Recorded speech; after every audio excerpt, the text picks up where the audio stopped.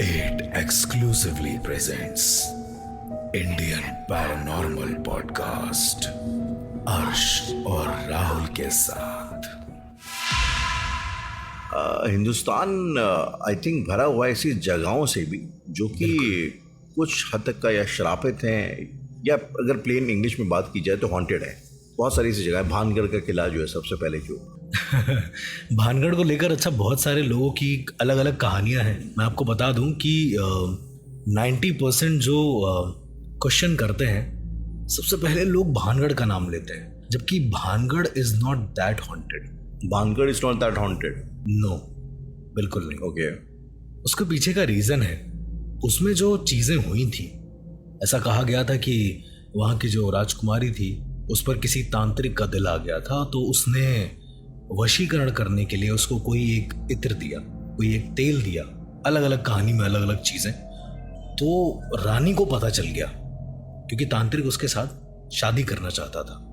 तो उस रानी ने वो इत्र किसी पत्थर पर लगाया और वो दब कर मर गया। ऐसा कहानियों में है, विच इज़ मेरे लिए मेक सेंस नहीं करती। और भी कई सारी चीज़ें हैं उसके अंदर। वहाँ पर बहुत सारे लोगों को मारा भी जाता था, दंड जैसे दिया जाता है। जी जी। तो जाहिर सी बात है, जहाँ पर एनर्जीज का डिस्ट्रप्शन होगा वो जगह कहीं ना कहीं पैरानॉर्मल हो जाएगी। जहाँ पर एनर्जी का लेवल एक्सीड होगा, डिक्रीज होगा या फिर डिसबैलेंस होगा, वो पैरानॉर्मल होगा ही होगा, वो नेचुरल कभी लगेगा ही नहीं। अब क्या होता है कि भानगढ़ के बारे में लोग कहते हैं कि बहुत हॉन्टेड है। इंडिया के टॉप 10 प्लेसेस अगर आप डालेंगे तो सबसे पहले भानगढ़ आएगा। पर भानगढ़ में मैंने भी रिसर्च करी। खैर, वहाँ पर ASI का बोर्ड है, आर्कियोलॉजिकल सर्वे ऑफ इंडिया का। सूरज ढलने के बाद और सूरज उगने के पहले वहाँ जाना वर्जित है, नहीं जा सकते हैं। ठीक है, वो उन्होंने शायद पुरातत्व विभाग ने इस वजह से लगाया कि वहाँ के हमारे मॉन्यूमेंट्स सेफ रहे, राइट। पर मैं भानगढ़ के बारे में ना बात करते हुए कुलधारा के बारे में बात करना चाहूँगा। कुलधारा? जी। ओके, क्या है ये कुलधारा? कुलधारा बेसिकली जैसलमेर में स्थित एक शहर है, एक गांव है। ओके। मैं एक शूट पर था जैसलमेर में। उस दौरान हमारी पूरी टीम, पैरानॉर्मल की टीम नहीं थी, वो हमारी दूसरी टीम थी। हमारी पूरी टीम, तब मैं प्रोडक्शंस में काम करता था, हमारी पूरी टीम ने रेस्ट लेने का सोचा और पास में ही सूर्यगढ़ फोर्ट में हमारा शूट था और वहाँ से पास में ही कुलधारा है, ज़्यादा दूर नहीं होगा।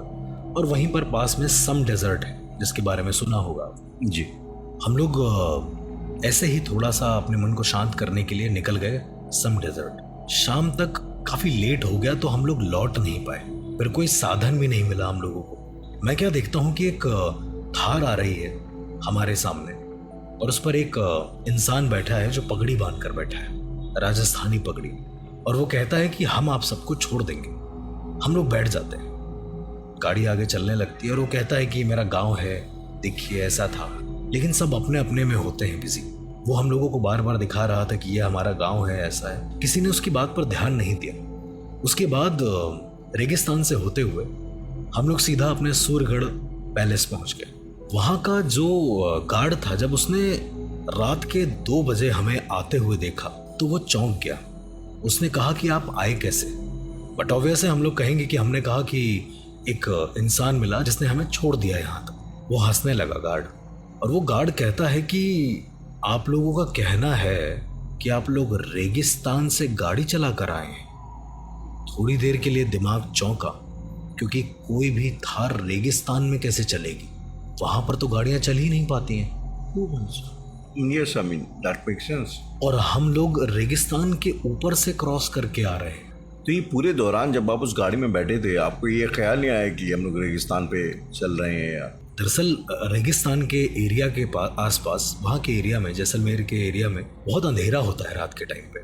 बहुत उजाड़ टाइप की है, तो बहुत अंधेरा होता है। ओके। तो हम लोगों को घर जाने की ज़्यादा जल्दी थी, होटल जाने की ज़्यादा जल्दी थी, ज़्यादा दिन कि हम लोग ये सोचे कि आसपास क्या चल रहा है, क्योंकि और भी काम चल रहे थे।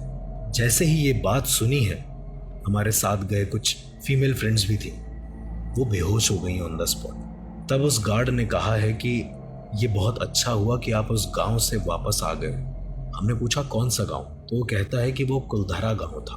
जहां पर एक साथ 5,000 लोग एक रात से गायब हो गए। कहाँ कैसे किसी को नहीं पता, और वो गांव को श्रापित कर गए कि इस गांव में एक भी घर नहीं बनेगा। इसलिए वहां पर दीवारें तो हैं लेकिन किसी भी घर में छत नहीं है और कोई भी इंसान वहां रहता नहीं है। तो ये जो उसने बताया कि बहुत सारे ऐसी अच्छी आत्माएं हैं जो आपको मिल गई तो रेगिस्तान पार कराने में मदद करती हैं, लेकिन अगर आप किसी बुरे के चंगुल में फंस गए तो आप कभी भी कुलधरा से वापस आ ही नहीं पाओगे। ये एक किस्सा था जो मैं बताना चाहता था। तो हर्ष, इसी तरह एक जगह और है जिसके बारे में हमने बहुत सारी कहानियां सुनी हुई हैं। वो जगह है मालचा महल। एग्जैक्टली, मालचा महल। इसकी बड़ी अजीब सी कहानी है कि कोई रानी थी जो अपने बच्चों के साथ आई थी और वो महल की तलाश में थी वगैरह वगैरह। थोड़ा उस कहानी के बारे में अगर आप जानते हो तो बताएं।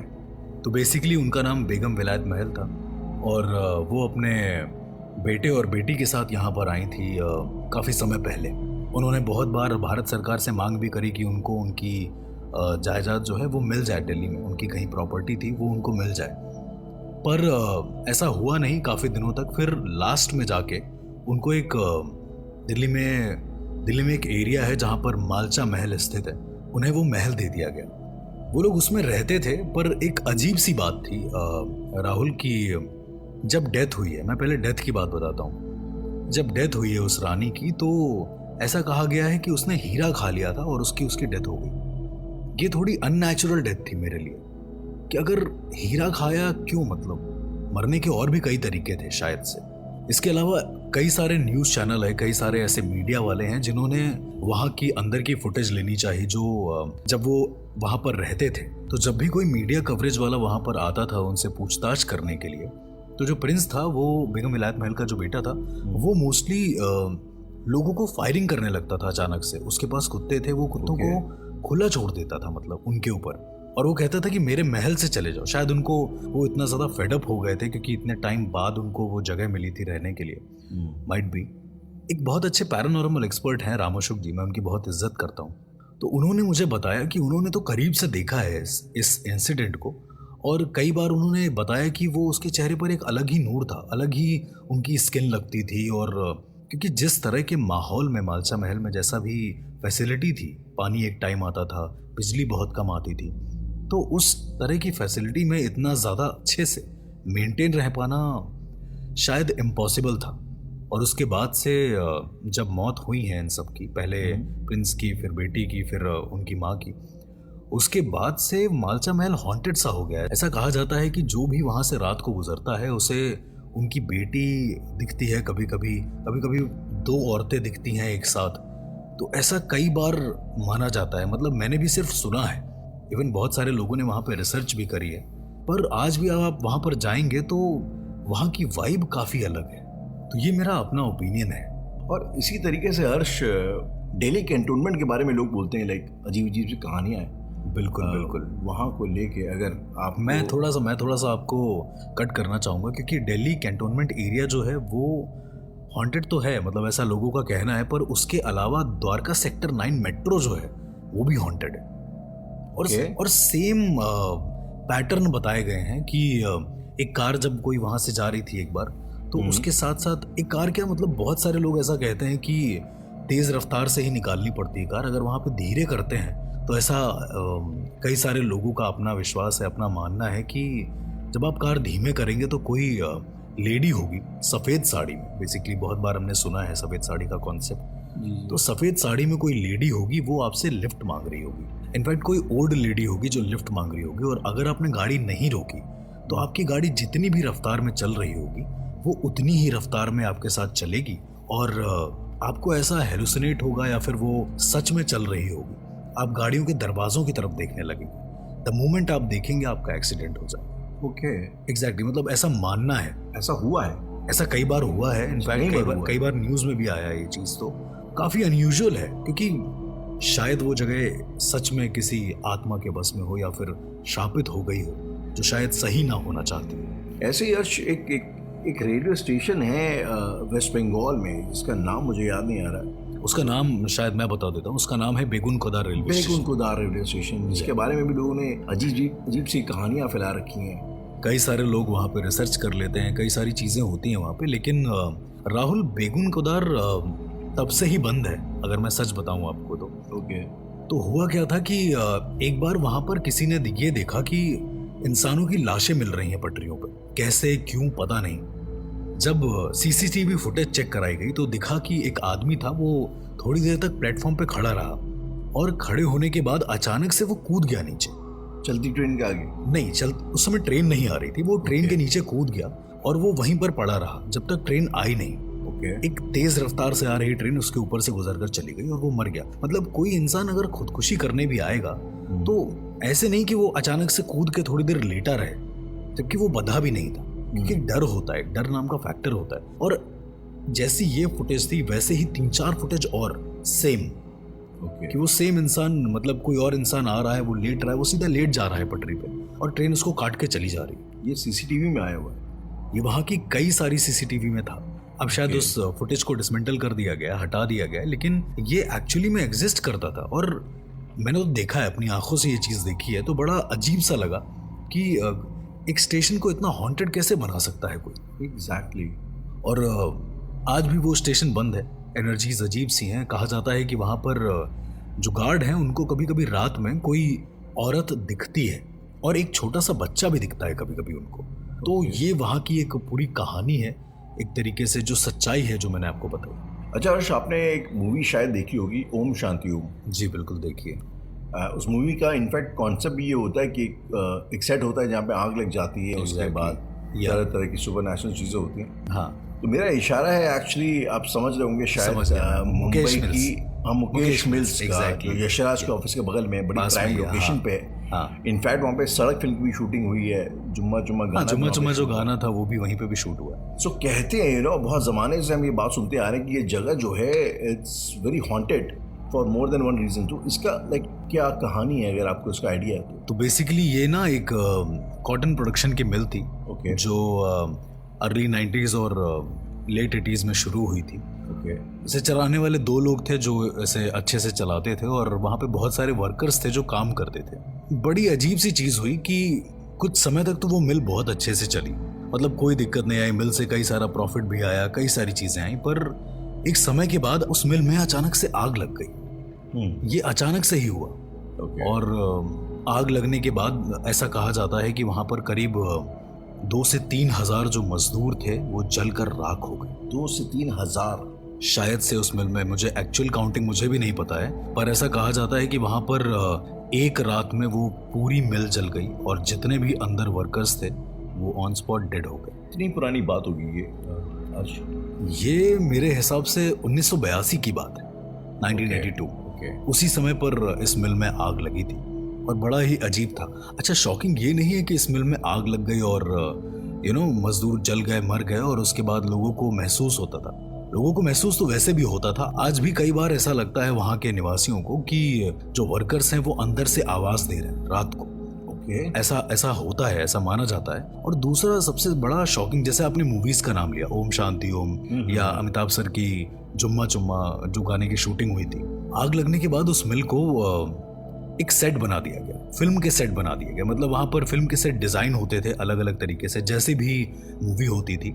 जैसे आपने ओम शांति ओम का जिक्र किया है, वहाँ पर अगर आप देखेंगे तो वो मतलब बड़ी अजीब सी बनी हुई है वो जगह, उसमें एज इट इज लोकेशन दिखाई गई है। अच्छा, अजीब बात ये थी जो मैं बता रहा था आपको कि जिस भी एक्टर ने वहाँ पर शूट करने की कोशिश करी है, एक्टर डायरेक्टर जो भी है, उन्हें भी ऐसी अननेचुरल चीजें महसूस हुई हैं, कई बार दिखा है और ये प्रूफ है।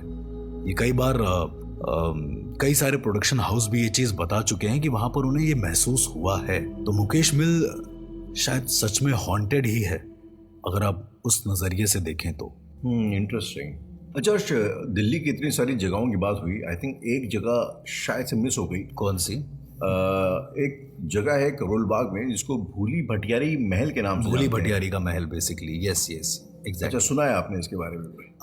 एक्चुअली मैंने रिसर्च भी करी हुई है इसके ऊपर। रिसर्च करी हुई? हाँ, राम अशोक जी जो बहुत अच्छे पैरानॉर्मल एक्सपर्ट हैं, मैंने उनके साथ मिलकर इस पर रिसर्च करी हुई है। और कई बार ऐसा होता है राहुल कि हम लोग रिसर्च करते हैं और हर दिन कुछ ना कुछ नया पता चलता है एक तरीके का। भूली भटियारी का महल, इट इज बिलीव दैट कि वहाँ की जो महारानी थी, 600 साल पुराना वो महल है। जब उनकी मौत हुई और उसके बाद से वो जगह पजेस्ड हो गई। उस जगह पर आज भी वो एक औरत दिखती है, वहाँ पर एक बूढ़ी औरत की आत्मा दिखती है, ऐसा कहा जाता है, जिसके बाल लंबे लंबे हैं और कई अलग अलग तरीके से डिपिक्शंस बताई गई हैं उसकी। तो भूली भटियारी का महल हॉन्टेड है। लेकिन अभी रिसेंटली जब हम लोग रिसर्च करने गए थे वहाँ पे, तो वहाँ के गार्ड से जब हमने बात करी कि यहाँ पर क्या हॉन्टेड मिला, उसने बोला कि एक पुराना गार्ड था, वो यहाँ पर रात को रुका हुआ था, रात की ड्यूटी थी उसकी।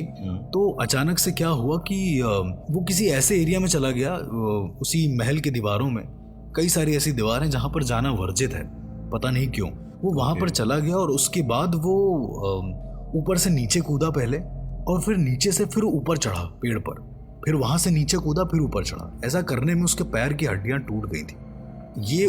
ये गार्ड ने देखा, जो वहाँ पर देखी ये चीज। हाँ, एक और गार्ड था जिसने ये चीज देखी। और ये होने के बाद वो अपने गांव चला गया। जब उसके गांव में पूछताछ हुई तो पता चला कि वो झाड़ फूंक वगैरह अपने ऊपर करवा रहा है, कई सारी चीजें करवा रहा है और उसको डर लग रहा है बहुत ज्यादा। तो शायद उस एरिया पर फिर जाना ही वर्जित हो गया एक तरीके से। अब मुझे नहीं पता कि एग्जैक्ट वो एरिया कौन सा है, पर ऐसा हुआ। तो जब वहाँ के गार्ड से हम लोगों ने बात करी तो उसने भी ये सारा इंसिडेंट बहुत ज़्यादा डर के बताया, बहुत सारी चीज़ें जो है उसने कॉन्फिडेंशियल रख के बताई हमें, तो हमें भी ठीक से समझ में नहीं आया। लेकिन ये बड़ा एक अजीब सा केस था, क्योंकि उसके आसपास जंगल भी हैं और दिल्ली पुलिस बहुत तैनात रहती है ऐसी जगह पर कि कोई और ना जाए, इधर उधर के गंदे काम ना करे, क्राइम ना करे वहाँ पर, इसलिए वो वहाँ पर लगी रहती है। तो ये किस्सा है भूली भटियारी के महल का। और ये जितनी जगह मैंने आपको बताई हैं, ये सब हॉन्टेड प्लेसेस भी इसीलिए हैं क्योंकि इनके पीछे कोई ना कोई माध्यम जरूर रहा होगा। माध्यम? तो प्लानचेट, उइजा बोर्ड, जैसे कि फिल्मों में दिखाया जाता है, ये माध्यम है आत्माओं को बुलाने के लिए। तो क्या इनके बुलाने से वो आ जाती हैं? इन सभी सवालों का जवाब जानने के लिए सुनते रहिए इंडियन पैरानॉर्मल पॉडकास्ट।